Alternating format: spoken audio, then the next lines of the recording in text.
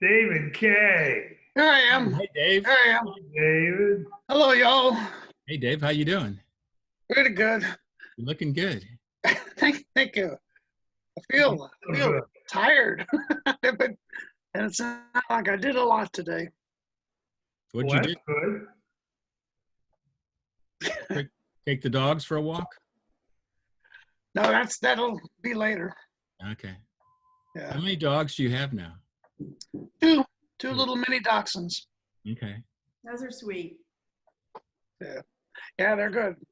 They can yak though. And how's Karen doing? She's doing well. Yeah, she's always got some project going on. Which puts me to shame. I can't keep up with her. Yeah. Well, that's good. It keeps it going. Barry and Dottie, Barry, you gonna play Yankee Doodle Dandy, or at least whistle it? I'll probably whistle it, David.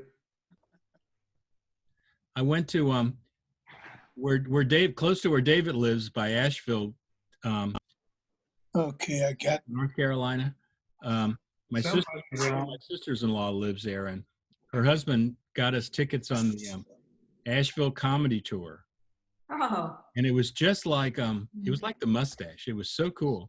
You get on this old school, you go to this old terminal and you sit down on these old couches and you buy beers. You get on this old school bus. And then There's Herb Roselle. yeah, here's Herb. Hey, Herb. Hello. This is probably Not accepting your password. or Well, shirt, put a shirt on. You might want to try it again, I guess. Shit. Is he on a computer, Barry? Or wait, they ask him, are you on a computer? Yes, he's on a computer. Okay, if you touch that link, the one that I made big that says join meeting here, and it's just going to ask you if it's okay to go into Zoom. And you just say yes. On the email that was sent out, there's a link. If you just touch that link, it'll bring you right in. The email that went out from Tom Wolf, there's a link there. If you click on that, it should bring you right in. Is what he's telling us. Tell John to tell me what his email is, All right. because I can resend it to him right now. On the email, the mass email, there's a link. So you click on that. That should bring you. It's about halfway down the page. It's in red. It's halfway down the page in red. Gotta pull your shirt straight in your hand. It's crooked. Okay, click on that. Try that, John. You shouldn't need a password.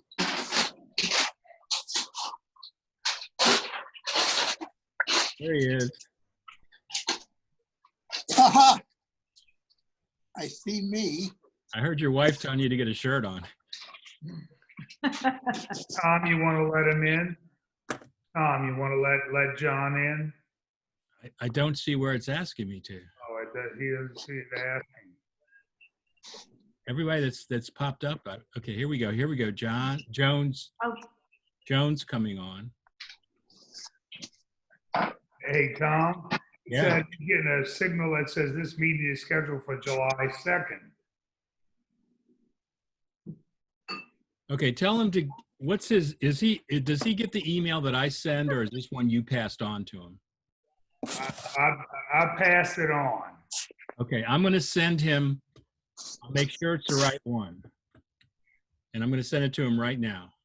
He's going to send you an email right now with the right link, okay? So watch it. Goodbye. So you guys just do your thing. Hey, Herb. Hey guys, let me turn my volume up a little bit. Look, I don't want to miss a single. I don't want to miss a single word Jeff is saying. Hey, Joan. Look, I've been trying to work for the last half hour with John Marotta getting on Zoom. It's hard. That's all right. Those old people are hard getting on. I was looking today to get some information on your father's mustache, And on mine, there is reference to these Zoom meetings. And Mr. Olswang's got his picture up there. Yeah, I've got the And, picture, Yeah. but I've got no, I can hear myself. He can't hear us. Jeff, can you hear us? No, I'm trying it. I'm trying it this time on my iPad. Oh, that's my hands. Oh, okay. See, we can hear you. You can hear me? Yeah? Yeah, so you can hear us. And If we can see you, too. He answered us. And you look at Wait, I mighty can see cute you today. too. You look at mighty cute. I'm looking cute? Oh, Yeah. yeah. Wait, Adorable. I gotta take my pills. Jeff, it looks like you're coming up again. You're gonna He's be. on his phone too. Yeah, I tried. You're taking up all the spots now. There, I should be. Oh, on the little gallery, mine says iPad, Yeah. not Jeff Olswang. So you can just refer to me as iPad. We can see your I can face. see myself. I heard. Hey, Joni. Hey, I'm here. I made it. Herb, how are glad you? you're here this week. Oh, good. Oh, Yeah. good. Tony, how's my favorite girl? Uh, How are you? Who's that? Hey, turn your camera on, Cajun Queenie. It's not on? No, the camera's not on. It's It's all right. at the bottom left. Is that it? Is that it? No. How's that? Nope. It looks like a little camera with a red line through it. I got my glasses on. Shit. All right, there. I see a red line on the camera. Yeah. And I click on that, and it says Zoom is unable to detect the camera. Make sure your camera is powered on and is connected to your computer. Well, hold on a second. I'll just go in here where the camera is. Sound notifications. And This is good. A collection of handicapped. Look who's talking. The guy I made a star out of. Marada, are you on? Is that I'm Marana? on. Rada. You can't see me, but I can hear you. My Wait a my second. my ears have been burning for 2 weeks. I made you a star. You are so damn lucky. I sent I you the know it. compounds. I know it. And I If can't I see a didn't send you picture the of lake him. compounds, you'd have never made it to Wisconsin. Marada, I can only wish for you a weekend at Lake Compounds. There was 1 week the two of us spent at Lake Compounds, and you didn't want to be there with me. Okay, work on this picture. Try to get your picture on, John. I am trying, kid. I am John, trying. just push every damn button. That's what I'm doing. That's what I do. And I come up, John Oh, appear on it. wait, Don't worry, I'm still here. Hey, I see somebody. Oh, that's, ah, oh, there's there's Chris. Chris. Hey, Chris. Chris. Hey, Chris. Turn your mic on, Chris. Turn your mic on, Chris. There you go. That's my audio technician wasn't here, and I rely on him to keep all the bells and whistles noisy. There's Chris Fenimore. Hey, Herb. Where it the was funny hell are 'cause- you, Marada? Hold on, I gotta plug in the Oh, camera. I have my technician's here, and he's installing a video camera for me as we speak. Oh, It's good wow. to have it on once in a while. Here comes Ira and Ira. Mike. Mike Gentry and Ira Dechter are online. Hey, doing good. How are you guys all Hi. doing? Aha, Who is Michael. Cajun Queenie? Is that John? Michael, Rhoda? push the John. button again. Ira, Oh, It is Ira. Ira. There we go. Ira. Michael. Hello. Oh, Jeff Mike joined us. Gentry. Good. Hey, Ira. Michael, how's those nuts? The nuts. My nuts. I beg your pardon. Oh, we see a white ceiling. Queenie, you're making progress. Has Joel been on this thing yet? Hey, Oh, my God. Hey, Chris, Don did you have a Marotta, cooking look. show? Jeff, Did you have a cooking show in Pittsburgh? What's that? Did you have a cooking show on the radio in Pittsburgh? I've been doing. Radio, he's a television star. I made him a star. Hey, John. My niece used to live in Pittsburgh, and I mentioned your name. She goes, I think he had a cooking show. I said, I don't know. She says, because I made something from there, and it was the best. It was called rolled omelet. Oh yeah, I just posted that one on YouTube. Yeah, I've been doing well, a cooking show here in Pittsburgh for 26 years now. well, she moved out of there. She got out of Pittsburgh, and she's in Florida now, but she loved your show. Well, some of the episodes air all over the country, and now you can watch a lot of the segments on YouTube, just under QED Cooks.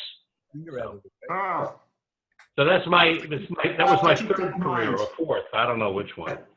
no, but she loves your show. hey, John, you know, every week, John, every week the newcomer tells when they get started with the mustache and what clubs they worked in. Go ahead, you're the new guy, so That's a long. Oh, God, I see you, All right. you Marotta. got 30 Turn seconds. your camera All right. off. I started in the New York club when it first opened, which was right after there was this third club. There was the Boston Club and the Cape Cod Club. And then I was with the club all the way through.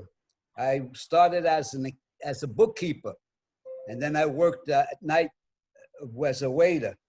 And then I just worked my way up. I went from bookkeeper to accountant to I was the purchasing agent. I wound up, I was the St. Louis manager for a while. I just went everywhere. And then I became the auditor. My job was to go around to every club, and I'd go into the club and I'd sit at the bar. I wouldn't tell the manager I was there. I'd sit at the bar and I have a clicker, and I'd click to make sure that the doorman wasn't cheating. I had all, you guys, we had things on you. We had eyes on you guys all the time. All the time we had guys on you. And who knew if you cheated? By the time half the night was over, I lost track. And then you went to Harry Lip Productions and made us all stars. That was That's now What that was the wasn't second- my, that wasn't What my club fault. That was What Ron. club opened Gall. after Boston? That was Ron Gall's fault. Now this is after Gall. Joe got approached by a guy to come and do his do an out of the club show. It was I don't remember what kind. Anyway, he's charging $500, and all of a sudden Joe realized he can make money outside of the club. So then he got this great idea, and you guys are really gonna love this. Joe got the idea the only people who could run this group was another musician. Oh, I don't hear any laughter over there. So Ron Gall was the guy he picked. Well, Ron is now the manager of the Harry Lip Productions. Okay. There you go. Okay. And I want to tell you that I used your bookkeeping system when I eventually went into business. It's so easy, and it all makes sense. So I owe a lot to you. Thank you. No, man, the light and brightness you brought into my heart, you have never. See, I may be old, but I still got it. Anyway, Ron goes in the office one day, and these two Italian-looking guys walk in, and they say to him, "Give me the money." And he says, "There is no money here." And they say again, "Give me the money." And they slap him. And he says, "There is no money here." And they take out a gun and they shoot. And they shot at his head, right by his head, and the bullet stuck in the wall. And that's when he pissed his pants. Called up Joe, and he says, "I quit." So Joe says to me, can you do something in the meantime? We got these jobs. Sure, I can do that. I can do anything. So we go on the jobs and I see how little we're being paid for how much it's costing. So the next job, instead of charging 500, I charged 2,000. And after that, it was all money. And then, of course, I met Jim Olswang, and he made me rich. If it wasn't for Jeff Olswang, I would never have made all the money. I wouldn't be sitting here in this luxury. John, I never figured out how the hell you found the places to book us. The Kentucky State Fair, right behind the elephant shit. It's easy. Oh, here, Gim Burton's here. Now, I want to tell you something. This is the man that I learned how to play a banjo from. Charlie Gim Burton. He showed me the keys, the strings. Charlie Gim Burton, and as a dog. And he says, that's the all you have to know. Now, all you got to do is practice. So I practiced about a day, and I said, this is crazy. I'm making more money booking the band than I'm playing. That was it. But I tell you, it was unbelievable. With the mustache, with hairy lip, it was good. It really went well. And then, you know, the whole thing was starting to die out. You know, the rock and roll was coming in. So I got into the rock and roll business. I did a lot of other things. But then I lost my eye, and I said, I only could see half the world. So I just might as well leave. I only can see half the people. But I tell you, the people I met were some of the really craziest people I knew. And to this day, my heart always feels good when I think of them.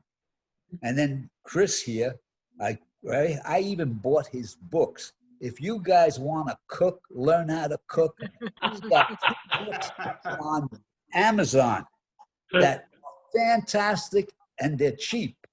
But the cooking in there is great. I know cooking. His cooking is good. I learned everything I know from Russell. Jesus. Oh, God. Are you shitting me? Oh. John, what was the second club to open? What opened after Boston? Huh? What club opened after Boston? Cape Cod. There was a place out in Cape Cod. Cape Cod, okay. Later on, they opened a second one in Cape Cod. The first one in Cape Cod was really great. It had a chicken.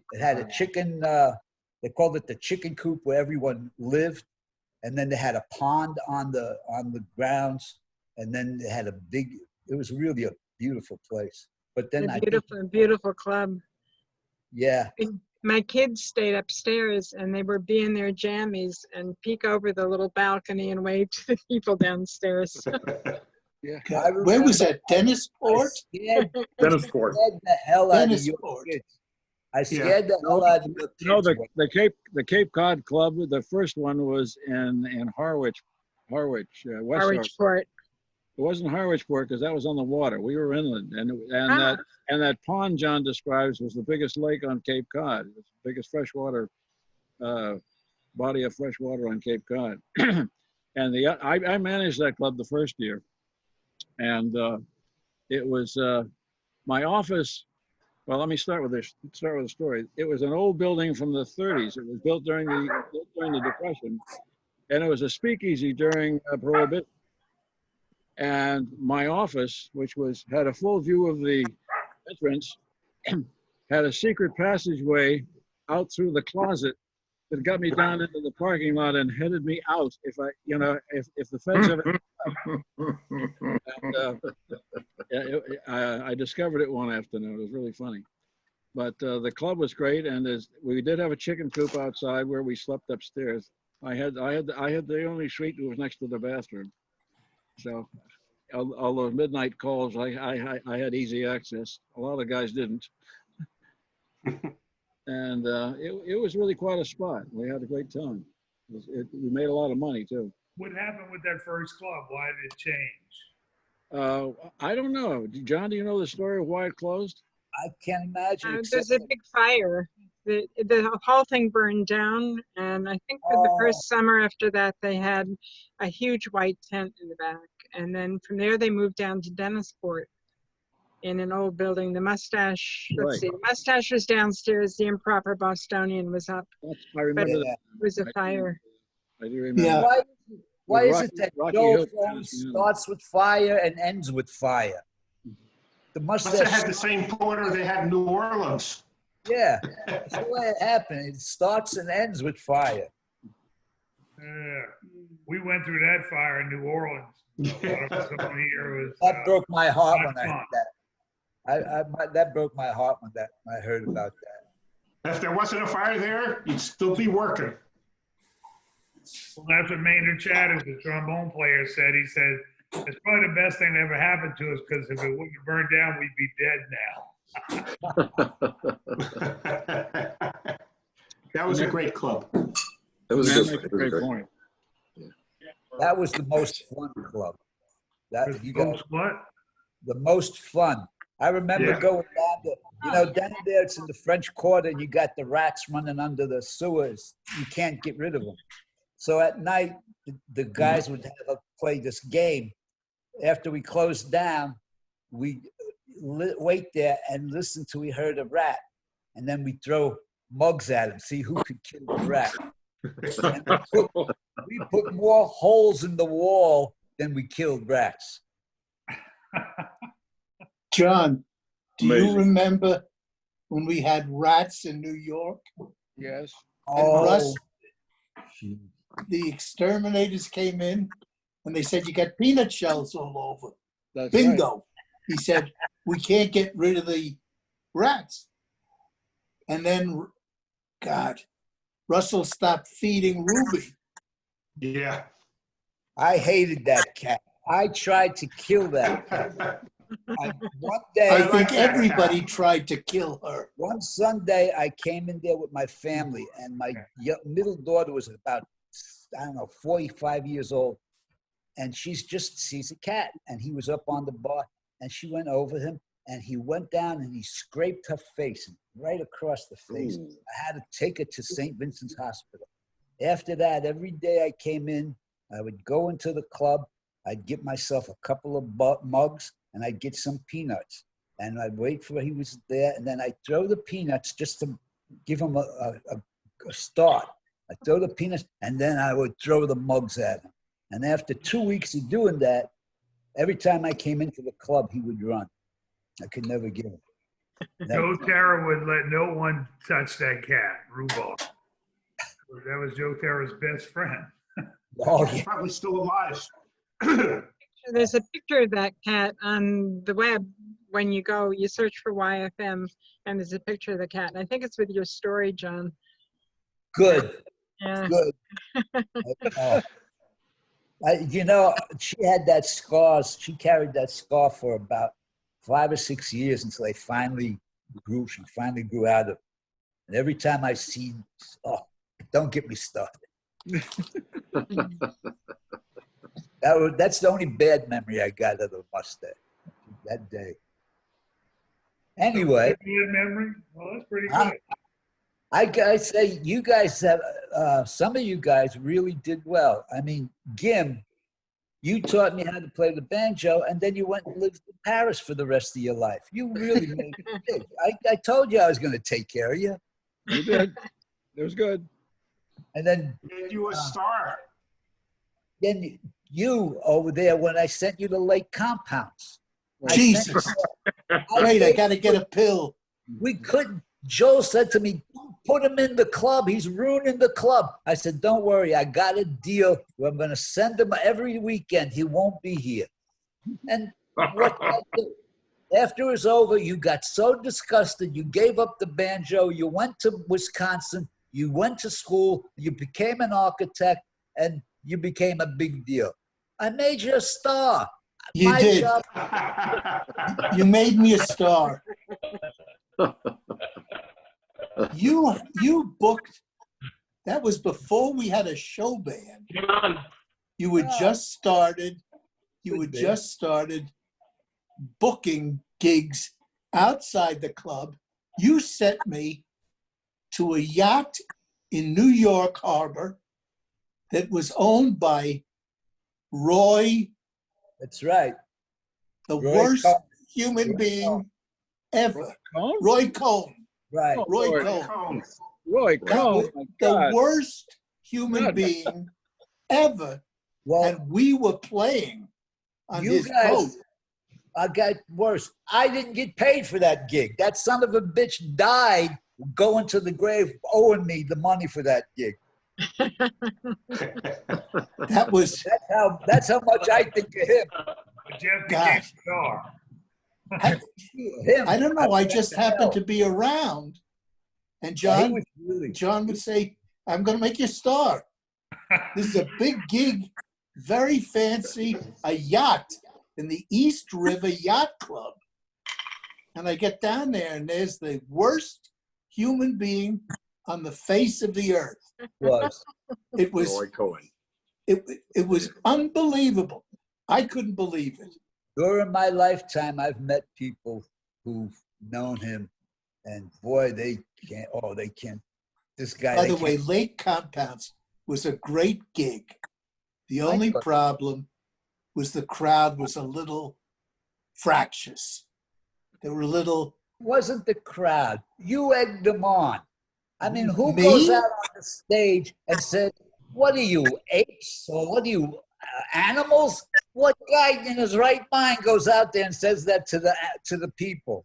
Well, What does if you saw them, I said, well, You I notice, can you quote. notice I was never right there when you were playing. I I can was- quote Jeff directly. Jeff's quote to the crowd was, "What is this? The Planet of the Apes?" Oh, jeez. Did he really say that? He said yes, that. I have word a for way word. of Oh, talking my to the God. crowd. To loosen them up. Then I'd offer them a banana. They were a bunch of people who had been going to that place all their lives from when they were kids. And the place that we played it used to be a dance hall back in the 30s when the big bands played there. And it was a nice place, but these guys came and they were there to drink beer. And I mean, they came with their families. It was a family place. It was nice. And they'd come in the afternoon and they'd go swim in the lake and ride and everything. And then they'd be there at night and they'd be sunbaked and tired. And after they had a few beers, they were unbelievable. I used to leave an hour. After an hour, I would leave. Well, I think maybe Chris Fenimore and I have the record job, long-term job, and that was Troy, New York. Troy. No. No one ever played Troy. Now, wait a second. Chris Fenimore has often told me that he really appreciates me because I gave him a job.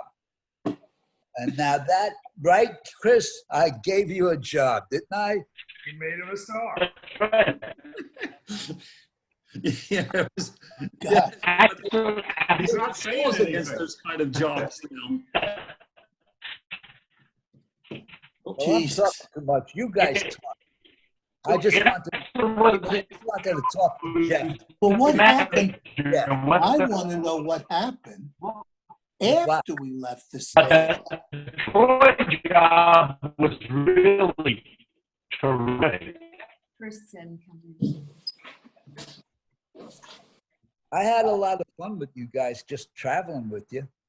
But I had that was pretty rough. Those 5 years that I worked with Harry Lip, I was away from home about 6 months of the year. I was gone, and I had 3 kids growing up. And one day I realized my kids, they were like 3, 5, and 7, and I wasn't there to watch them and see them. And what happened is when I lost my eye, I got laid up for a couple of months, and I was home and I saw them, and I saw all the stuff that I was missing. And I said, this is bullshit. I got to find a way to make a living. And it was really crazy. My wife used to do ceramics, And so I said, I tell you what, we'll find a ceramics business here in Brooklyn or Queens, wherever, and I'll buy it, and we'll go and we'll help, and I can work out of there because I know I'll do anything. I don't need to have a desk or anything. I can do anything. So we looked around, and we found a place, and they wanted too much money. They had some ridiculous things. So she goes to Boston to go to the manufacturer to get trained, and she finds a girl from El Paso, Texas. And the girl says to her, well, I'm selling my business. She says, all I want is 40,000. That includes everything. So my wife comes home. The next weekend, I flew down to El Paso. I looked around. I took inventory. I went to the Small Business Administration. I got a loan. I went to the bank. Got the bank. 3 weeks later, we moved to El Paso. That's how I did it. I just did it so quick that even my mother was shocked. All my family, everyone was shocked. I said, I just got to get out of New York. I want to just have a family and just have a family life. That didn't last long. I started working 15 hours a day. I owned the business, so you work, instead of working 8 hours a day or 10 hours a day, you work 16 hours a day. But it was good. It all ended, but. I remember you made the trip with us up to Edmonton, Canada for Klondike Days. You remember that, John? Klondike Days. That was a great day. Yeah. What? Well, you weren't on there. There was, besides Klondike Days, there was something in Canada, the center of Canada. There's a city. They have a rodeo. Calgary Stampede. Calgary. Calgary. Yeah. I get a band together. It's Bob. It's the trombone player was Christine Banu. I forgot who the tuba player was, and I don't know. Roger Clare. Roger Clare. So they go up, and so I go up with them. I get them started. I get everything going. I take the plane back home. That's like on a Monday. About Thursday, I get a call from about midnight, and it's Christine. She says, I'm coming home. I said, what do you mean? Something happened? She says, I can't do it anymore with Bob. I said, what happened? She says, I made a mistake. I said, what did you do? She said, we were on the bandstand and he was yelling at me. So I put down my trombone and I punched him in the face and knocked him off the stand. I said, what? Yeah, she said, put down. And she said, after I punched him in my face, I picked up my trombone and I left. I said, where are you? She says, I'm at the airport.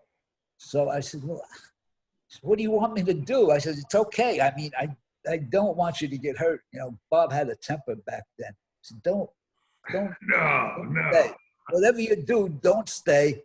Come home. Meanwhile, we used to take care, my wife and I used to take care of her daughter when she would go on the road like that. And it was really broke my heart because her daughter would call my wife mommy, and that would break my heart.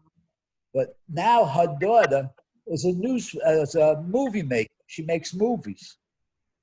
She's made a couple of movies I've seen. One of them on Netflix too. Look, So as a newcomer with the show band, it took me 3 weeks to realize that her name wasn't Goddamn It Christine.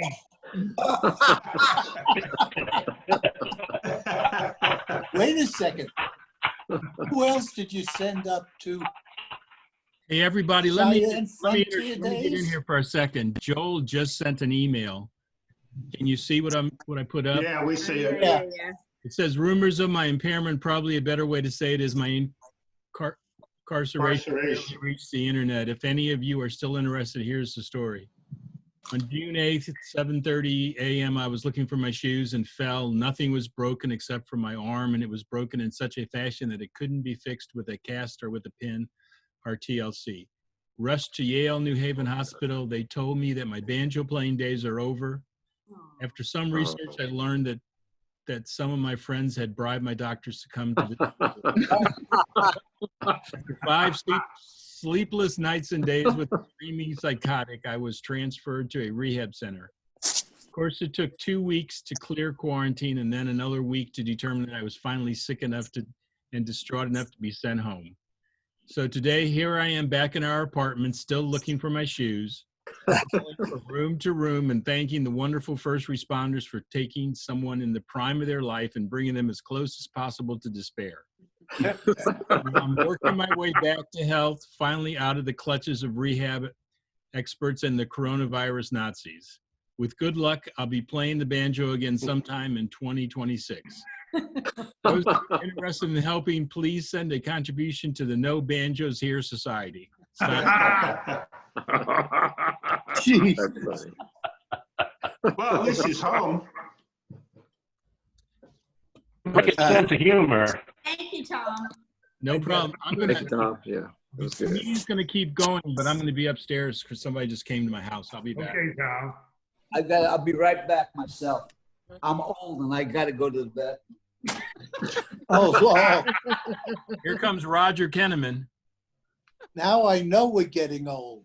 Oh, there he is. This is, we can't get through a phone conversation without going to the bathroom. Hey, Roger, turn your camera on. Yeah. He's connecting. Did anybody here ever play Cheyenne Frontier Days? Yes.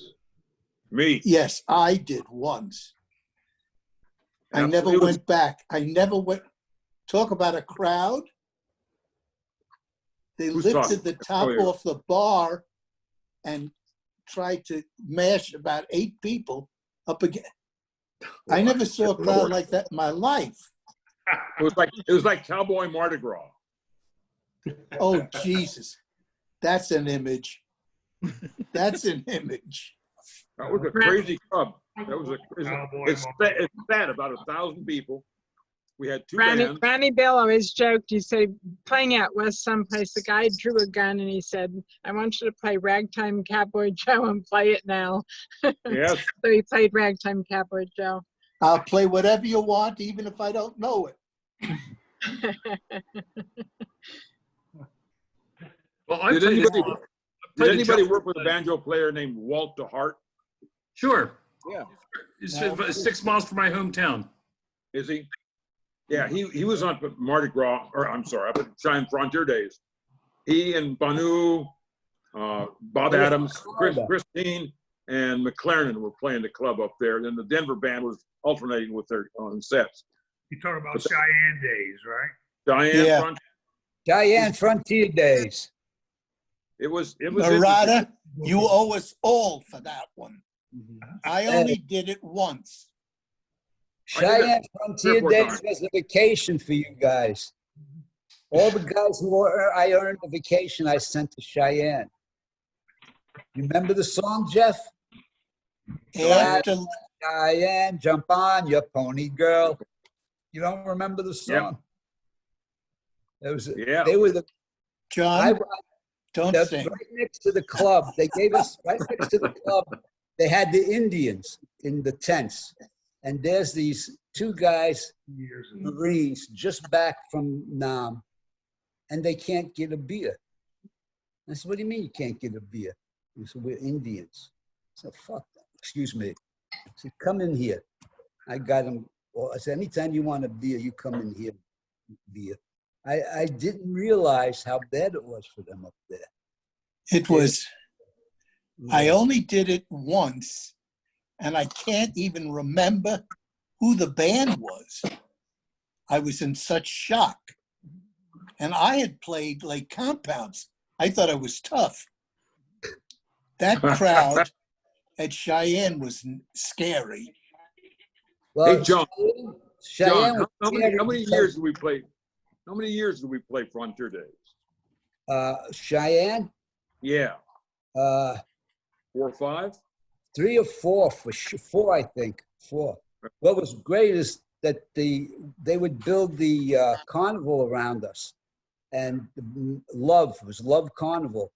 And to get along with them all, I would shill for all the carnival people. Like, for instance, the guy was going to see guess his weight and everything, or they let me hit the hammer and it would ring the bell, or I take the gun and shoot the hole out.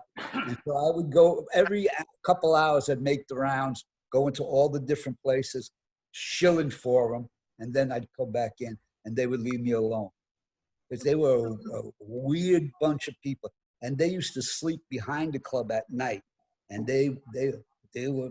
And then you had the sheriff. This was really weird. You had a black sheriff. You had the Carnival Love. He was from Florida. And you had his 2 or 3 top guys were from Alabama and all that stuff. Every night, they'd go to Love's camper. They'd play cards till 3 or 4 o'clock in the morning. And they always made the sheriff win. I couldn't believe that. I always made the sheriff win. Well, you had us put up in an orphanage. You remember that? Right. That was that me guy. and Fansack and I forget who else was up there. Bill Clark was there.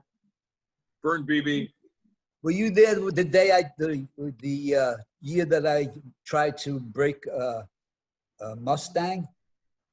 The guy, this husband and wife, they took over this orphanage. It was gone. No one was taking care of it.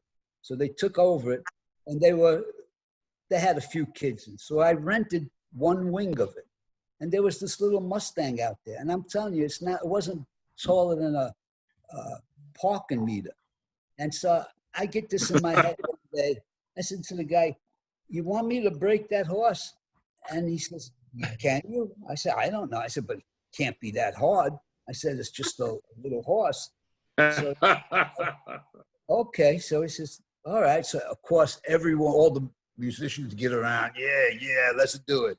So I give him. So he says to me, "Okay, get on top of the horse." I said, "Well, where's the saddle?" He says, "There's no saddle." He says, "When you want to get off this horse, you don't want anything holding you." So I put my foot around, and the horse is so small that I'm straddling the horse, and I'm not touching the horse. So then he gives me the mane, and he says, "All right, get your fingers into that mane." He says, "Wrap them in." I says, "Why?" He says, "Because I'm going to let go." And he says, "That's the only thing you're going to be able to hold on." And now I'm thinking, this horse is making noise. He's starting to move, and I'm going to hold on. I'm going to pull his mane and not make him madder. So he says, "I'm going to count to 3. So he says, 1, 2, 3. Next thing I know, I'm standing on the ground. What everyone told me was he threw me in the air. I did a flip. I landed on my butt, and I bounced up and landed on my feet. And I called, "Oh my God." He said, "You want to try again?" I said, "No." So now one of the waiters there was from Wyoming. Further, Montana. And he said, "That's not how we tame these horses on the ranch." And he says, "Because these are the meanest horses in the whole world. These are wild horses." So he says, "How do you do it?" He says, "You want me to tame him to the guy?" The guy said, "Yeah." So he goes out, he goes inside, comes back with a baseball bat, grabs the horse by the head, and bam, hits him right between the eyes. A baseball bat. A baseball. Holy. Hire him. The horse kind of just shudders, and just he gets up there. He's still up, standing up. So now he gets on the horse. The horse throws him off. Gets that horse again. Bam! Right between the eyes. The horse, this time, he lets him get on, and he rides away. And I said to him, "That's how you do horses? What happens if you hit them too hard?" He said, "Then they're dead." He said, "That's why there's so many wild horses out here. We got plenty of horses to pick from." I said, "Holy cow, these cowboys are crazy. I don't want anything to do with cowboys." I see. Wolfie Hart, by the way, Wolfie Hart is a minister. now. The horses on. No, Walt DeHart is a minister. You had mentioned Walt the Hardest? Walt. Really? Well, wait a minute. Now, I'm not completely sure of that. Every time I mention father's mustache, he says, Jesus Christ. You know, Well, when he I came think up, he's a minister. him and Benu came up from Florida together when we had Joe the bartender's room down in Florida. Sure. And The Fontainebleau.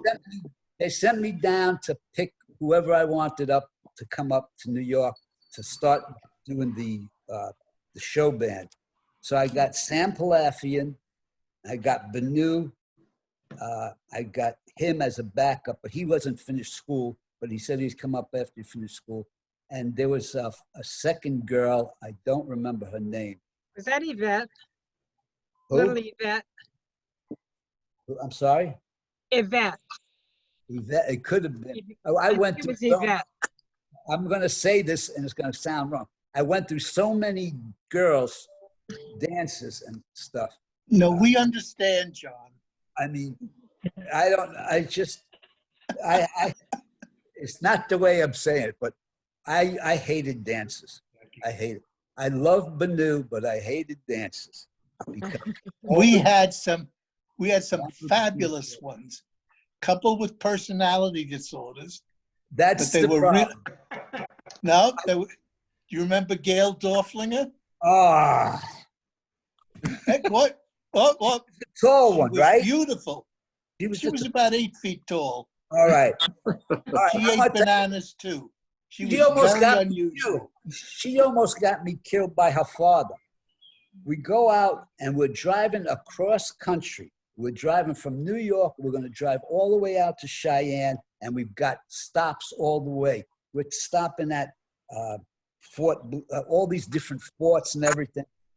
So we stop in Indiana or Indianapolis, which is where she's from, and we stop at her family's house, and they put us on television, fine. And so we stop at the family's house, and she comes from a well-to-do family, and I can't think of the trombone player's name. All I remember, the first thing he told me, he says, I'm a vegetarian. I says, you eat what I give you or don't eat. I don't care. That was before vegetarians was a thing. So anyway, Jesus. he was he and her, I didn't find this out till years later. He and her had a thing going all during this trip. I'm talking 6 weeks, and I still don't see this going on. It gives you, and that's when I had 2 eyes. I still don't see this going on. 2 weeks they're doing everything. She was attractive. And she was attractive. We come back and we stop again there, and the father takes me aside, and he says, I don't like how you treat my daughter. And I said, what did I do? I thought maybe I yelled at her or something, because she was a little shy. She was a dancer. She had danced with the Rockettes before she came to us. So anyway, I see the way you look at her. I see the way you're looking at her. And I said, looking at her, I didn't, I love my wife. I tell you, I've had lots of, during that time I was on the road, I had lots of chances to cheat. Never once did I even think about it. And I just can't speak, because I'm embarrassed. I'm shocked. And then I look to her, and she goes to me, and she goes like this. So I said, okay. So I just stood there and let him go on and on. And then I asked her later, I said, what happened? She said, he thinks you were fooling around with me, but I told him you weren't. I said, well, I wasn't. She says, I know. So where'd he get that idea? I found out that the trombone player planted the seed in his head. And then that's why he kept it. I was the beard all along that 6 weeks. I was the beard. God. She was the one I told the guys, I think last week, when we were doing, pardon me, mister, but my name is, mention my name in Sheboygan. Oh, And there's a routine, and the dancer would go out in the audience with a microphone, and she'd stick it in someone's face and say, "And where are you from?" And they'd go, and she turned to the band and said, "He's from blah, blah, blah, blah." And the band would go, "Mention my name." Blah, blah, blah, blah. She went up to a guy in Flint, Michigan. "You son of a bitch. That was, you booked us in to the car salesman convention in Flint, Michigan. Car salesman." And she picked out a guy who was just shit-faced. Cigar, ashes all over him. And Jay Brackett was playing trombone. And Jay said, "She's gonna fuck this one up." And I said, that was Jay. "She's gonna fuck this up, old spang." And she went out and she sticks the mic in the guy's face and she says, "And where are you from?" And he goes, "Bum fart." And she turns to the band, calm as a cucumber. "He's from Bumfart." And we started, "Mention my name in Bumfart." And the whole band disintegrated on the stage. Except for Jay, who was so shit-faced. There was a guy who was a paradox. He was really, really bright. I mean, he was incredibly smart and talented. Did you ever read any of his writing? Me and him and his wife and my wife used to hang out together. We used to go out together. He was. I never saw him sober, but I never saw him not thinking. He always had his wits about him. Even though he was stumbling, he always had his wits about him. I loved him. I thought he was the funniest guy. I loved Jay.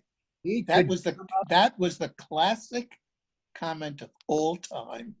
He couldn't play Georgia Camp Meeting in C. 2 B flats in the C. Hello, banjo players, right? Right. And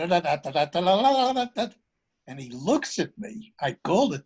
And he leans over into my ear. He says, "If you play that fucking song in C, old swag, you'll be all alone." And I laughed. I thought he was funny. And I played 2 B flat. And then C, nothing. Brackett standing there just smiling. He couldn't play it and C, he wasn't going to hurt himself. God. One time, John, you sent me with Jay Brackett. We did SIU, Carbondale, Illinois, and then Wichita, Kansas. So I was Jay's roommate. And it was a good roommate because I was drinking pretty heavy at the time myself. So he was a good roommate. But the thing is, he had to watch Jeopardy every day on the TV.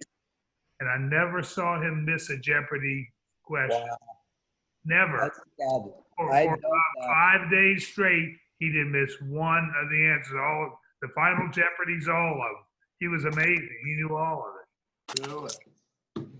He was a great guy. Like I said, his wife would drive him crazy. She was a French woman. She had this thing with shoes. It would drive him crazy.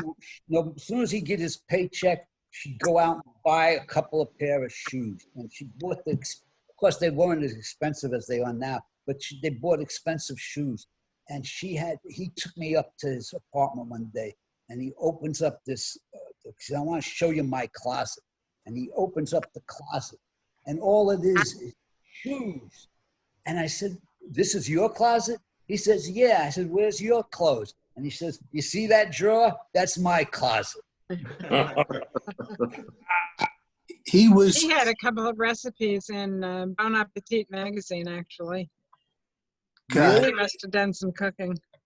Jay was I read a couple of short stories he wrote, or an essay and a short story, and I'm at the universities.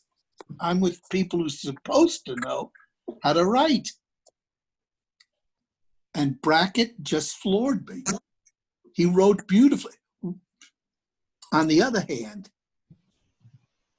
he called the club. He was up with his family. His mother threw him a birthday party. Belle Brackett, D-A-R. And she must have been something else, because Brackett called the club. He called the New York club. I said, Jay, what the hell are you doing? It's a big birthday party. He said, I can't stand these people. I can't stand them. Tell them you need me in the club. He was extraordinary. He really was. And a genuinely nice guy. He had his problems, but we all have our problems. Not me, but You gave everybody problems. Hey, look, I got to get something off my chest because the last 3 weeks I've been watching this. This is the third week, and it's meant a lot to me. My wife died 6 weeks ago, and watching you guys made me feel good again, and I appreciate it. I want to thank you. John, we're glad you're here. If I talk too much, it's because my heart is singing. My wife, I was talking to Roger. Roger Kinnaman talking to him, and he says, we're talking about Jackie, and he says, God, he said, I don't understand how she stayed with you. He said, because every night you worked in the club, every night she would come from work and she'd sit down and she'd sit in the corner and eat peanuts. She didn't even drink. She'd just eat peanuts. And then when you got off at 4 o'clock in the morning, if there wasn't a card game going in the kitchen, you'd go home. And I said, well, that's why we made her the hat check girl. And he says, what do you mean? I said, don't you remember? You made her the hat check girl so she'd have something to do so she wouldn't be bored. And he said, yeah, but that was in the summer. I said, I know, but she thought she was doing something. The hat check. It was God. fun. What a club that was. Jesus. Yep. It was that whole thing was the mustache was a frame of mind. It wasn't. I don't think anything like that would exist again. I don't see how anything like that could exist. Where else are you going to get what a happened? million college students to play and work in a club? You never. What happened, and though, look at us. What happened was that the fact that there was no clubs back then. If you went to a bar, if you were a woman in a bar, you either were a pro or an alcoholic. And if you, in some places, they wouldn't let women in the bar. And then young girls, there was just starting to become that new wave of young professional girls, mainly the nurses, but they were starting to come in the building. But From also St. Vincent's, St. Vincent's Hospital. All of the nurses. It was the nexus of wonderful things. The nurses came down. The guys from Wall Street came up. They stood around the block, all the way around the block for hours. Why? I can't. Because it was a way they could meet girls and guys in a unthreatening, in a non-threatening way, have fun, and then walk away if they wanted to. Yeah. It was great. And now I watch television, and you go to the bar, Who wants to get laid? 3 people drop their pants and it's a 1, 2, 3. It's over. I mean, I don't know what sex is anymore. I wouldn't. To me, I have a good memory. I have a good memory. Well, speaking of the I'm sorry, club and Joan. meeting So people, I'm sorry, Dottie. my wife's been dead for 6 weeks. I don't remember. Listen, my wife is alive. She's in the other room. But my dick died. Oh, God. Yes, it was very nice.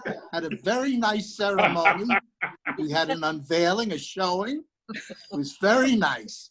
Well, how long was it? A year ago? Because maybe we've got to come back now for the. Is that why you had 4 heart attacks, Jeff? 4 hearts and a stroke. I had 2 heart attacks. I had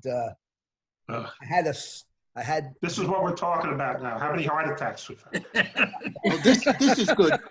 Next we'll be talking about the pens and hemorrhoids. Come on. Give me a break, guys. You buying stocks? Depends. This is the medical portion of the show, then, I guess, right? Yeah, really. God. It's what my wife. This is good, Dottie. Stay. It's what Now my you're wife calls the hearing orderly us. smell. The real us. Jesus. Oh. I can't. So, John, hey, Murata, you said there would never be another place like the Mustache, right? I don't think so. No, I don't think so. Well, do you promise? If I do, you're the first trombone player I'm going to call. God. I don't think there's any places around now. I think they're all gone. Oh, yeah. Probably someplace in New Jersey. There's always going to be someplace like that in New Jersey. Yeah, but the police will close them down. New Jersey, Point Pleasant and Summers Point. Right. The Carbuncle and the Pimple. But Jeff, you missed the Red Garter down in Wildwood. That was an amazing place. That was pretty good there. place. Yeah. That was good there. Hey, Herb, I worked with you down there in Wildwood. Yes, you did. I took Barry's place when we went back to school. Yep. Okay. Yeah. Barry was there. Well, there's a bunch of the Mustache guys there. We just did the interesting thing about the Red Garter in Wildwood is you know how all the stuff we did in New York was kind of camp. You know, it was like a whole put onto it. In Wildwood, it was real. You took yourself serious in Wildwood? Yes, Wildwood took the Red Garter seriously. That was Jim Kane's place. Great club there. Jimmy Kane. Yep. Yes, sir. Wow. God. Great club. And Mike Gallo. It's it sounds like we're older than dirt. It sounds. I'm surprised how good I look compared to you guys. Me and Gim are the John, only really did John, well.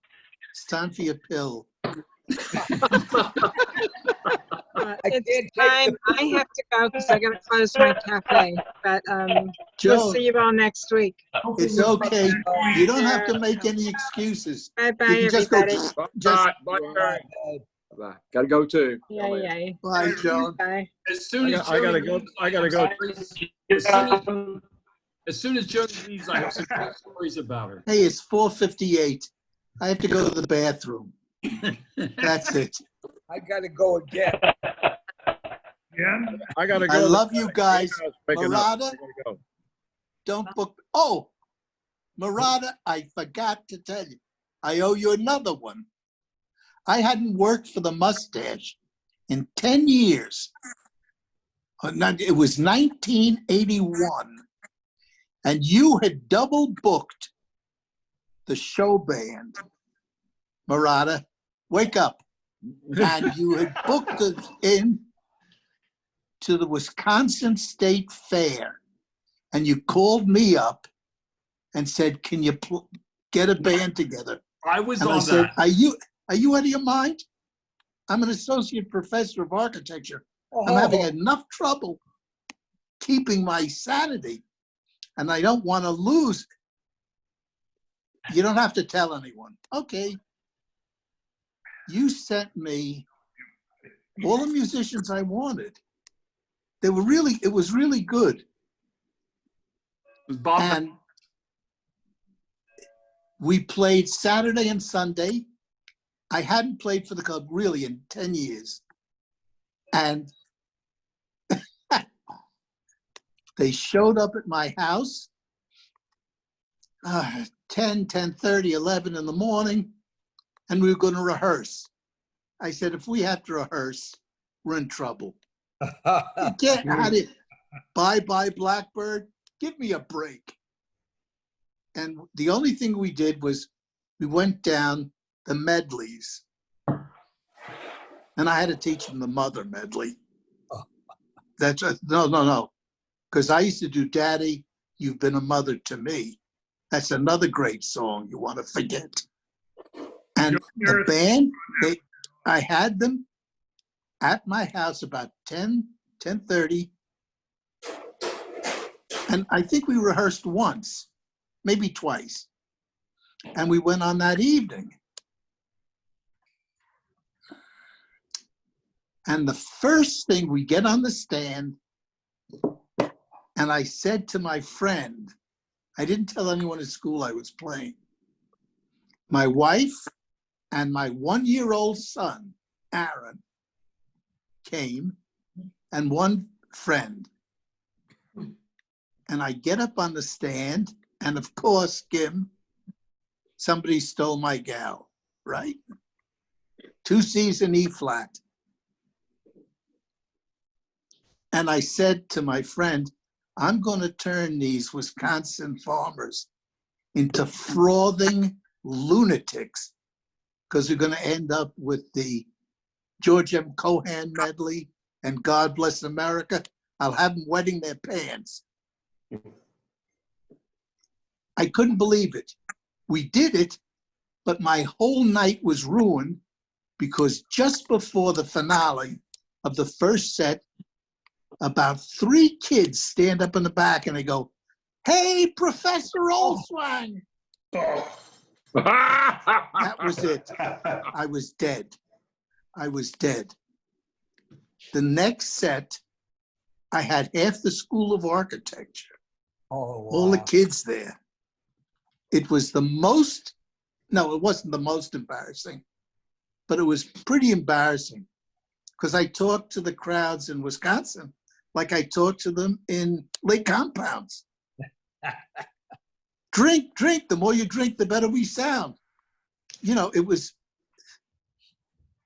God. Well, Jeff, let me ask. I was on one of those things.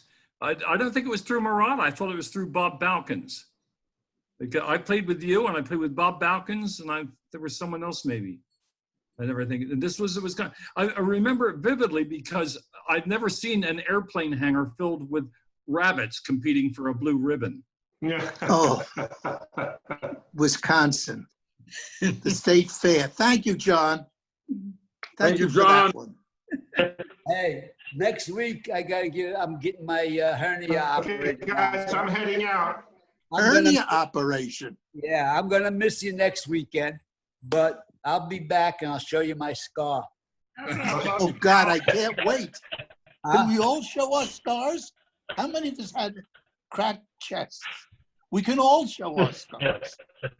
I'll see you Jesus, guys what next a week. bunch of- All right, what a bunch of loons. Bye, Don. You all. Bye, Dottie. So long, guys. Thanks, Okay. everybody. Love you Good to guys. see you. come back in 2 John, weeks. Love you, man. I will. Love you all. Love you. all. All Take right, care. Jeff. Hey, Jeff. Over and out. Okay. Okay, and I'll do the same thing. It's great to see you guys. We'll see you next Friday. Absolutely. I'll tell you about my vasectomy.